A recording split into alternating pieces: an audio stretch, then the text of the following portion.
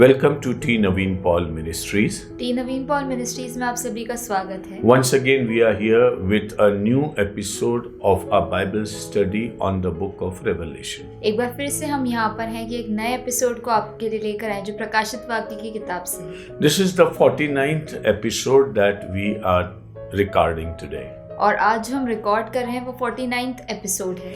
Until now, we have studied about how things were happening as a sign in heaven and as an event upon this earth.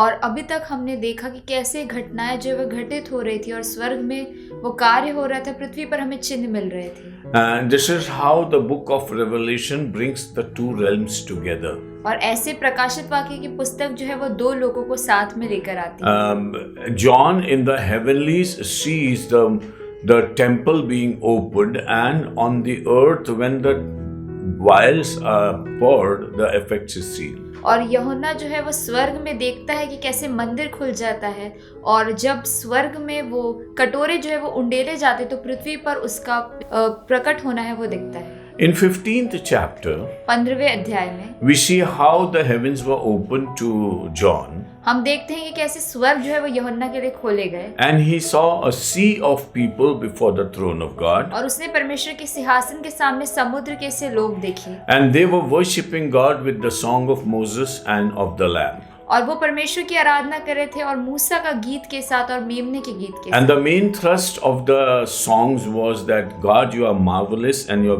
things are great. और वो गीत का जो सार था वो ये था कि हे सर्वशक्तिमान प्रभु परमेश्वर, आपके कार्य महान और अद्भुत हैं। And who shall not fear you, O Lord, and glorify your name? और प्रभु कौन आपसे नहीं डरेगा और कौन आपकी महिमा नहीं करेगा, Because God alone is holy. क्योंकि परमेश्वर एकमात्र ही पवित्र है।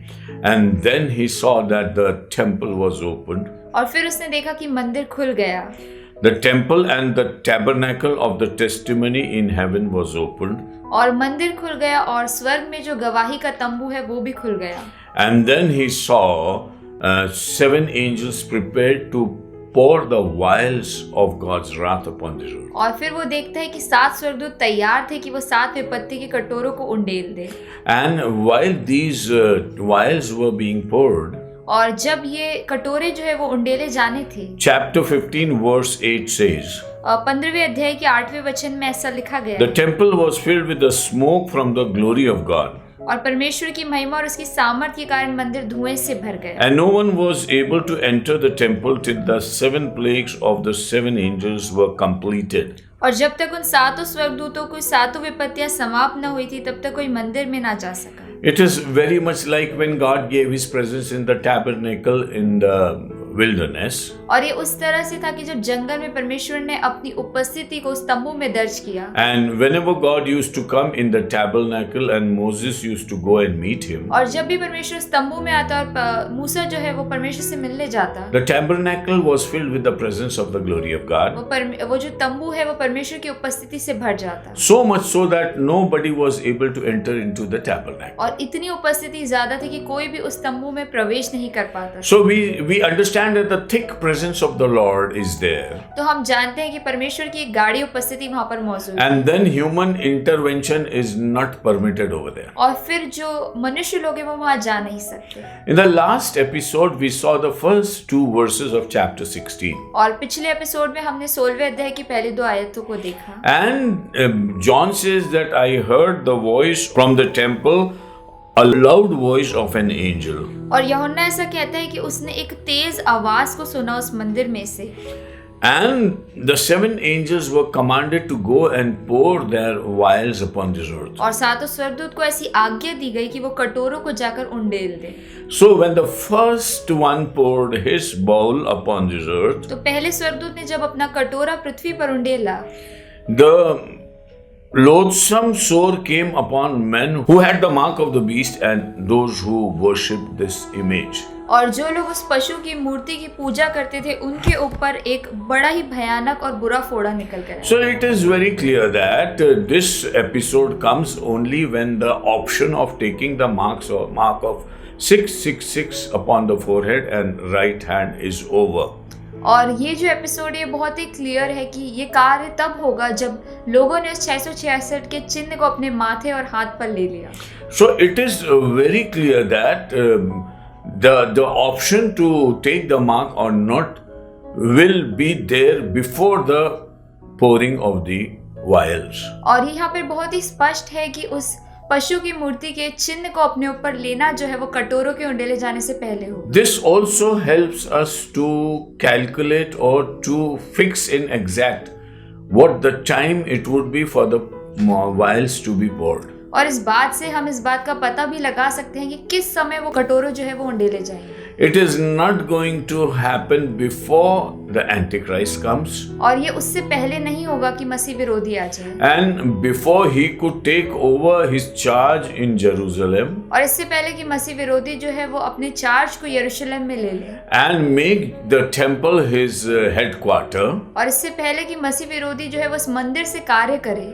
And tell the people to take the mark of the beast upon themselves. और लोगों से ऐसा कहे कि उस पशु के चिन्ह को अपने माथे पर ले ले। And those who do not take that mark और जो उस पशु के चिन्ह को नहीं लेते will not be able to have any transaction with other people. वो कुछ भी कार्य जो है वो दूसरों के साथ नहीं कर पाएंगे। So there was a time when God was giving an answer in his wrath to the people who had committed themselves to the Antichrist. तो परमेश्वर इस समय अपने प्रकोप के समय में उन लोगों को उत्तर दे रहा था जिन्होंने उस पशु का चिन्ह लिया है। And it is so revealing, this chapter 16 of the book of Revelation. और प्रकाशित वाक्य का 16वां अध्याय जो वो अपने आप में बहुत सी बातों को प्रकट करता है। If you read verse 13 onwards, यदि आप 13वें वचन से पढ़ेंगे, it is written that the evil spirits in the form of frogs will come out of the mouth of the dragon, the Antichrist and the false prophet. और वहाँ पर ऐसा लिखा गया है कि फिर मैंने उस अजगर के मुंह से और उस पशु के मुंह से और झूठे भविष्यवक्ता के मुंह से 3 अशुद्ध आत्माओं को मेंढकों के रूप में निकलते देखा। And these will go around the world. और ये जो है दुनिया भर में जाएंगे। And provoke people to come back to Jerusalem or near Jerusalem for the battle of Armageddon. और लोगों से कहेंगे कि वो यरूशलेम में आ जाए, यरूशलेम के निकट आ जाए उस अर्मगेदोन की लड़ाई के लिए। And one of the vials poured will also dry the river Euphrates. और एक जो कटोरा उंडोला गया उसके कारण वो जो फरात नदी है वो सूख जाएगी। And so the people from the east also got a way to get into Armageddon for a war. तो वो जो लोग हैं जो ईस्ट से रहेंगे वो लोग भी अर्मगेदोन की लड़ाई के लिए आ पाएंगे। So this is just the background that I wanted to inform you before we go into the subject. तो ये जो बस पृष्ठभूमि थी जो मैं आपको बता देना चाहता था। So the people who took the mark of the beast जिन लोगों ने इस पशु के चिन्ह को लिया will be suffering with a wound, और उन्हें एक ऐसा फोड़ा हो जाएगा, and with that wound they will be troubled. और उस फोड़े के कारण उन्हें बहुत पीड़ा होगी। But as the word declares that there would be people who would not have taken the mark of the beast. लेकिन ऐसा वचन में लिखा गया है कि कुछ लोग होंगे जो इस पशु के चिन्ह को नहीं लेंगे। Because there will be a mixed group out of which only those people who have taken the mark will have the source, the others will not. क्योंकि वो भीड़ में कुछ ऐसे लोग होंगे जिन्होंने इस पशु के चिन्ह को लिया है, उन पर ही वो फोड़े निकलेंगे, दूसरों पर नहीं निकलेंगे। So the other people who will be faithful to their Lord will not be suffering with these swords. तो वो लोग जो परमेश्वर के प्रति विश्वास योग्य है उन पर वो फोड़े नहीं निकलेंगे। So there is a time where God discriminates with his people and the people who are not his. तो ये वो समय है जब परमेश्वर अपने लोगों को और वो जो लोग उसका पालन नहीं करते उन्हें अलग करता है। When we read about the exodus of the Israelites from Egypt, और जब हम पढ़ते हैं निर्गमन में कि इजराइलियों को कैसे मिस्र में रखा गया था, then after a certain time the plagues that came upon them was only for the Egyptians and not for the Israelites. और उसके बाद जब उन पर विपत्ति आई तो वो सिर्फ मिस्रियों के लिए थी, वो इजराइलियों के लिए नहीं थी। There was a discrimination. और वहां पर एक अलगाव हुआ। And this world that we are living in, और ये दुनिया जहाँ हम रहते हैं, we don't prefer discrimination. और हम चाहते हैं कि यहाँ पर कोई अलगाव ना हो। We are more humanitarian in our approach. और हम जो है हम एक मनुष्यत्व की सोच रखते हैं। But the Bible says there will be a clear-cut discrimination between God's people and the people who are not ones who have obeyed God. लेकिन वचन में ऐसा लिखा है कि परमेश्वर के लोगों में और जो लोग परमेश्वर के वचन का पालन नहीं करते उनके बीच में एक स्पष्ट अलगाव होगा। Then we come to verse 3, which is the main topic for today. और फिर हम तीसरे वचन पर आएंगे जो आज का हमारा विषय है। Then the second angel poured out his bowl on the sea, and it became blood as of a dead man, and every living creature in the sea died. दूसरे स्वर्गदूत ने अपना कटोरा समुद्र पर उंडेल दिया और वह मरे हुए मनुष्य के लहू जैसा बन गया और समुद्र में हर एक जीवधारी मर गया। Time and again when we study the Bible, बार बार जब हम वचन से पढ़ते हैं, water turning into blood is a very, very big sign everywhere. और पानी का लहू में बदलना जो है वो एक बहुत बड़ा चिन्ह है। When we saw the blowing of the trumpets, और जब हमने तुरहु के फूंकने का शब्द सुना, then we saw how 1/3 of the waters of the sea and 1/3 of the waters of the rivers were converted into blood. तो हमने देखा कि 1/3 जो है वो समुद्र का पानी और नदियों का पानी जो है वो लहू सा तब्दील हो गया। Now here he says all the waters that are in sea would be turned into blood. और यहाँ पर ऐसा लिखा है कि जितना भी पानी उस समुद्र में वो सब लहू सा बन गया। And this conversion of water into blood will not provide the lively oxygen for every being living in the sea.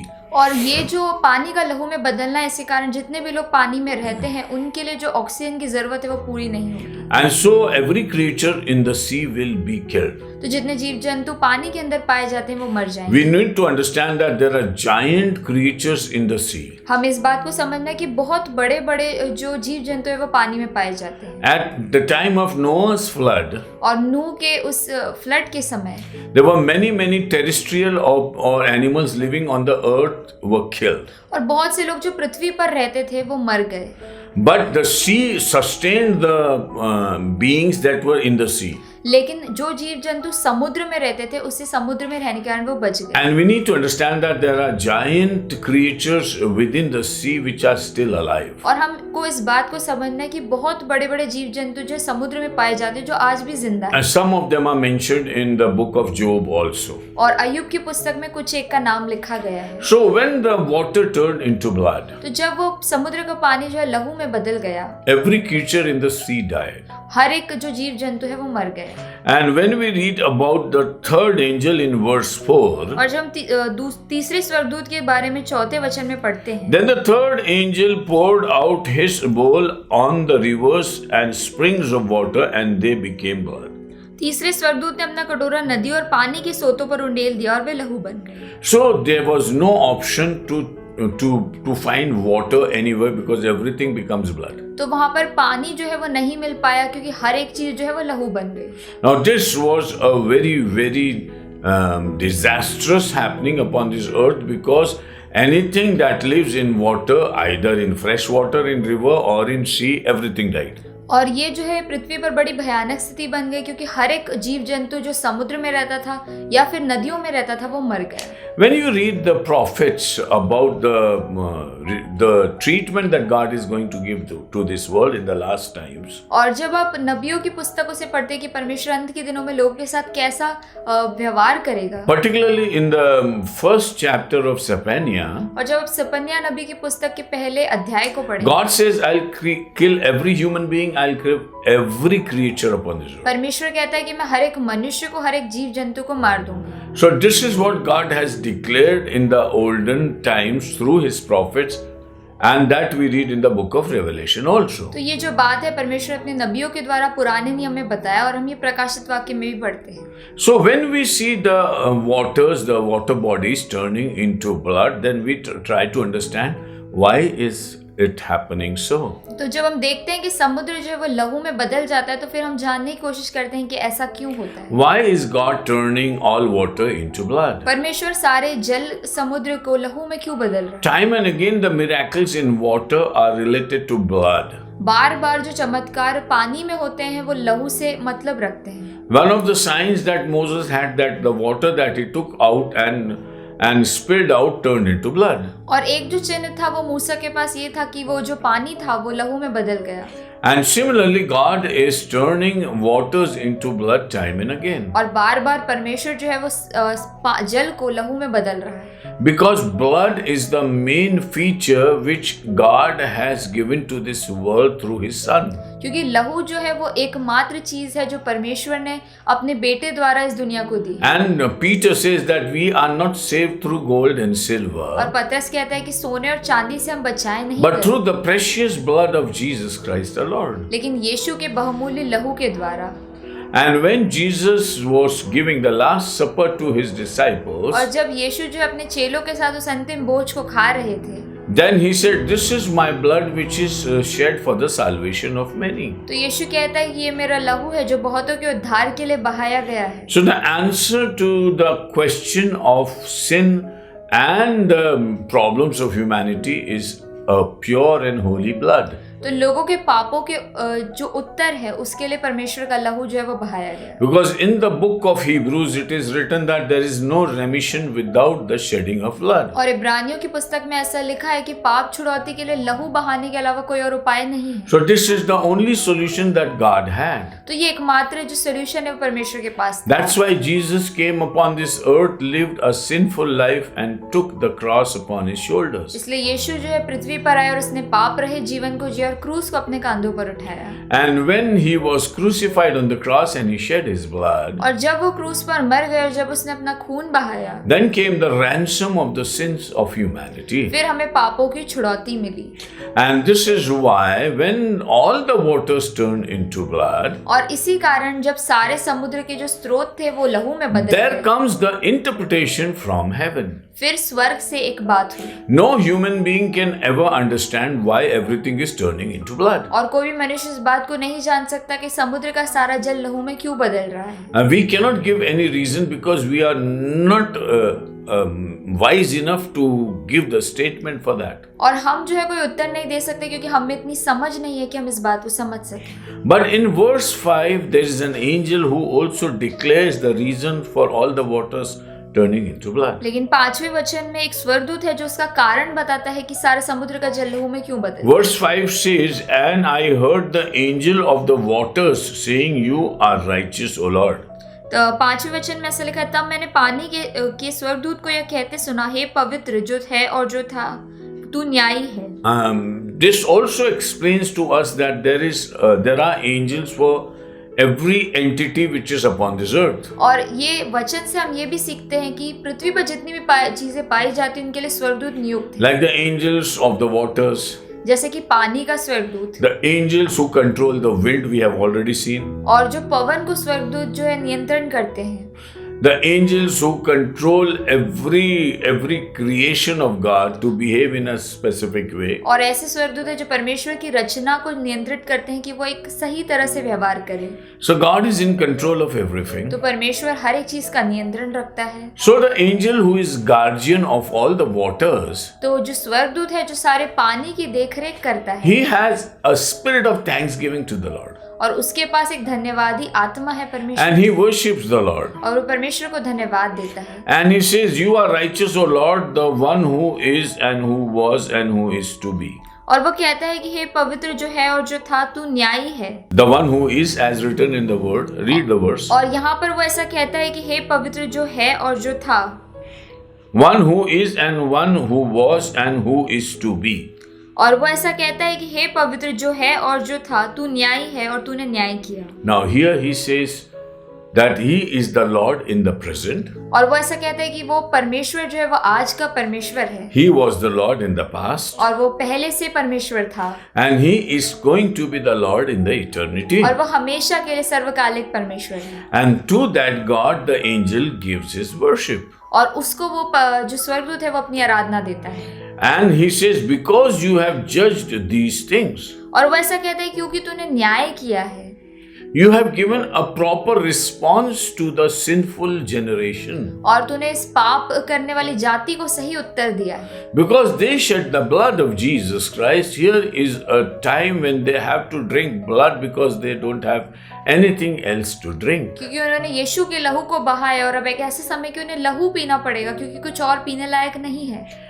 And in the verse 6, और 6वें वचन में वो कहता है, For they have shed the blood of saints and prophets, क्योंकि उन्होंने पवित्र लोग और भविष्यवक्ताओं का लहू बहाया था, and you have given them blood to drink, और तूने उन्हें लहू पिलाया, because it is their just due. क्योंकि वे इसी योग्य हैं। They were fond of shedding blood. और वो लोग लहू बहाने के बहुत They त्यागी shed the थे। blood of the greatest person ever possible, the Son of God. और उन्होंने परमेश्वर के पुत्र का लहू बहाया And they shed the blood of the prophets and the holy people. और उन्होंने नबी और पवित्र लोगों का लहू भी बहाया। So God said, because you have shed the blood of the holy ones, तो परमेश्वर कहता है क्योंकि तुमने पवित्र लोगों का लहू बहाया, you will have to drink the blood.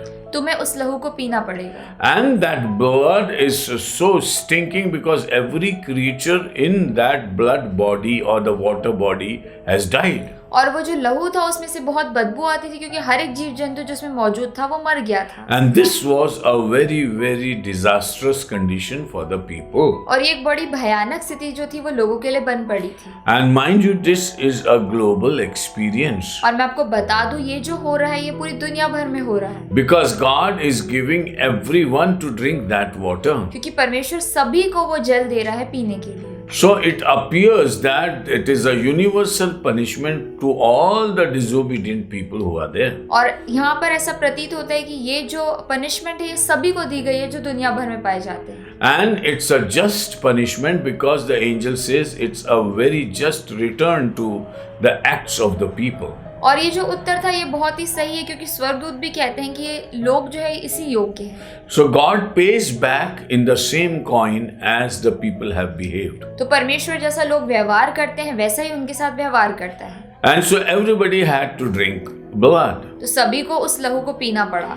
And this was the answer to the atrocities that they had on Christ as well as the apostles and the prophets. तो ये उन्हें उत्तर मिला जो उन्होंने कार्य यीशु के साथ किया और पवित्र लोग और भविष्यवक्ताओं के साथ किया। So this is called the wrath of God. तो ये परमेश्वर का प्रकोप है। May I remind you this, that all the signs while the seals were opened and the trumpets were blown. और मैं आपको बता दूं कि जितने भी चिन्ह जब उन सील्स को खोला गया और तुरही को फूका गया, They were not called the wrath of God. उन्हें परमेश्वर का प्रकोप नहीं कहा गया। But this is the final wrath of God because we are reaching very close to the end. क्योंकि ये जो है परमेश्वर का अंतिम प्रकोप है क्योंकि हम जो है अंत की तरफ बहुत ही तेजी से जा रहे हैं। So we have to look forward into the word of God for the things that are going to happen. तो हमें परमेश्वर के वचन से उन बातों के लिए देखना है जिनका होना अभी तय है।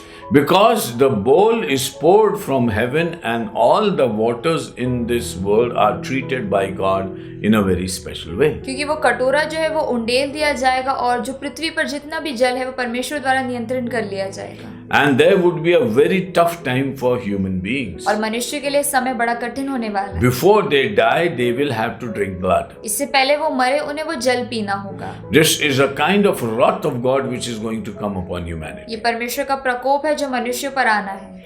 And we should be very, very fearful of the Lord with a holy fear towards Him. और हमें बड़े डरते और भयभीत होकर पवित्रता से उसके सामने आना चाहिए। Because we see and we know that 2/3 of the world is of waters. क्योंकि हम देखते हैं और हम जानते हैं कि दुनिया का 2/3 हिस्सा जो है वो पानी सा बना हुआ है। And water is a very important thing for the sustenance of life. और जल जो है वो मानव जीवन के लिए एक बहुत ही महत्वपूर्ण चीज है। But when every waters turn into blood, लेकिन जब हर एक जल स्रोत जो है वो लहू में बदल जाए, it's a universal payback to humanity because of the shedding of innocent blood. और ये इसलिए हुआ क्योंकि मनुष्य ने जो है उस लहू को बहाया और ये उन्हें पलटा मिला।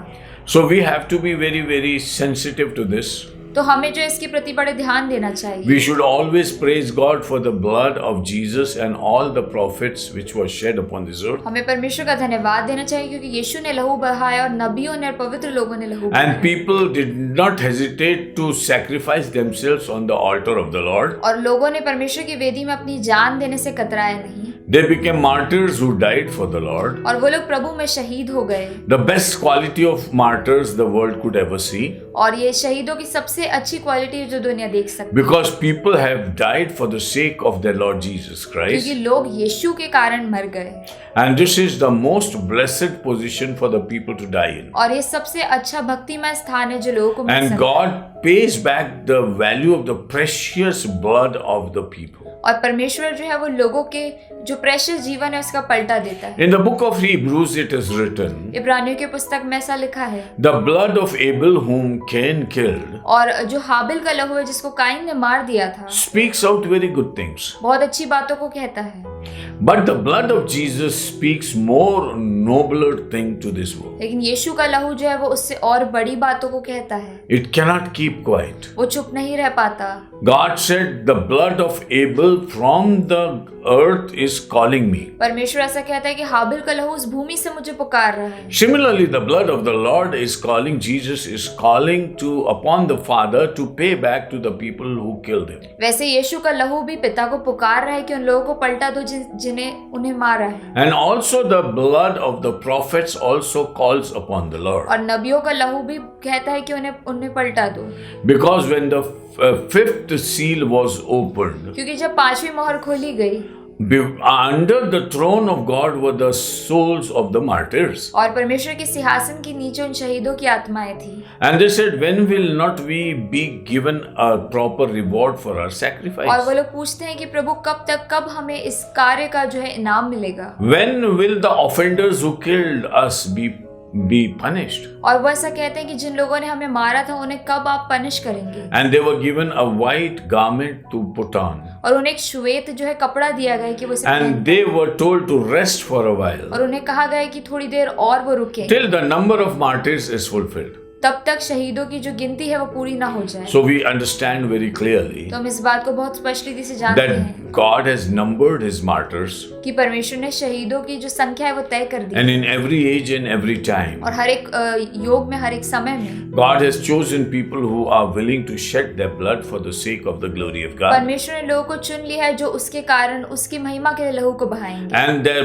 blood becomes the holy blood which is always memorable before the Lord. और उनका जो लहू है वो पवित्र लहू बन जाता है जो परमेश्वर के सामने हमेशा मौजूद To रहता the है। extent that God decides to punish back those people who have shed the blood. और इतना वो मौजूद रहता है कि परमेश्वर जो है वो उनके लहू के कारण पलटा लेता है। So brothers and sisters, this is a time to understand the depth of the word of तो God. भाइयों बहनों, समय की परमेश्वर के वचन की गहराई को हम समझें। It's better for us to thank God for his sacrifice each day. बेहतर है कि हम परमेश्वर का धन्यवाद दें उसकी बलिदान के लिए। We worship God because he shed his blood for us. हम परमेश्वर की आराधना करें क्योंकि उसने अपना लहू बहाया And because of his blood, we are purchased to be people in the kingdom of God. और उसके लहू के कारण हम परमेश्वर के राज्य में दाम देकर छुड़ाए गए। And when we are purchased to the kingdom of God, let us not yield to Satan in any way. और जब हमें खरीदा गया है परमेश्वर के राज्य के लिए तो हम शैतान को अपने आप को ना सौंपें। We do not take the number of Satan upon us, हम शैतान के संग को अपने ऊपर ना लें so that we are not punished the way the people who do are punished. ताकि हमें जो है ऐसी पनिशमेंट ना मिले जैसे उन लोगों को दी गई। And may the Lord give us the spirit to thank God and worship God for all his goodness. और परमेश्वर में ऐसा आत्मा दे कि हम उसको धन्यवाद करें, उसकी आराधना And करें। as the holy representatives of humanity, और जैसे पवित्र लोग जो है वो मनुष्य को रिप्रेजेंट करते हैं, let's thank the Lord for his blood हम परमेश्वर का धन्यवाद दें उसके लहू के लिए and always uphold the sacrifice of Jesus और Christ हमेशा यीशु के बलिदान को ध्यान रखें to bless our own lives and the lives of others. ताकि हमारी जिंदगी और दूसरों की जिंदगी आश्रित हो। May the Lord bless the meditation of this word. परमेश्वर इस वचन के अध्ययन को आश्रित करे। Rest in the 50th episode. बाकी सब 50वें एपिसोड में। Thank you and God bless you. धन्यवाद, परमेश्वर आपको आशीष दे।